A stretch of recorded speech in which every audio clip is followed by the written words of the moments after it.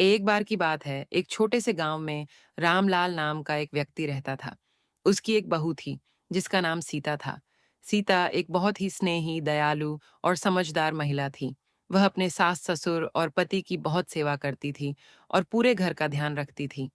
रामलाल की पत्नी, यानी सीता की सास, उसे बहुत प्यार करती थी, लेकिन रामलाल खुद थोड़ा कठोर स्वभाव का व्यक्ति था। वह अक्सर सीता को छोटे-छोटे कामों पर डांट देता था, चाहे वह गलती सीता की हो या न हो। सीता ने कभी भी इसका बुरा नहीं माना और हमेशा विनम्रता से उनकी बातें सुनती और अपनी जिम्मेदारियां निभाती रही। एक दिन रामलाल बीमार पड़ गया। उसकी तबीयत बहुत खराब हो गई और उसे बिस्तर पकड़ना पड़ा।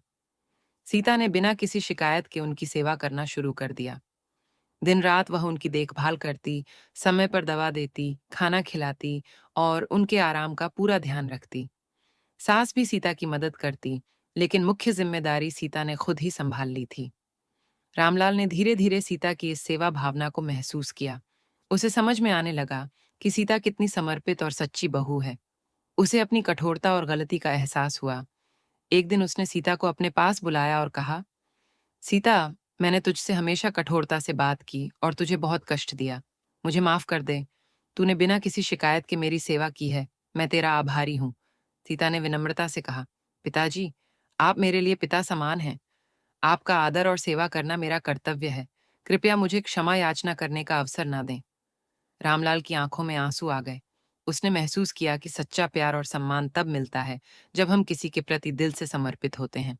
उस दिन से रामलाल ने अपने व्यवहार में बदलाव किया और सीता को अपनी बेटी की तरह प्यार और सम्मान देने लगा। पूरे घर में सुख शांति लौट आई और सीता की समझदारी और सेवा भावना के कारण परिवार एकता और प्रेम का प्रतीक बन गया। इस कहानी से हमें यह सीखने को मिलता है कि समर्पण, प्रेम और सेवा से हर रिश्ता मजबूत होता है।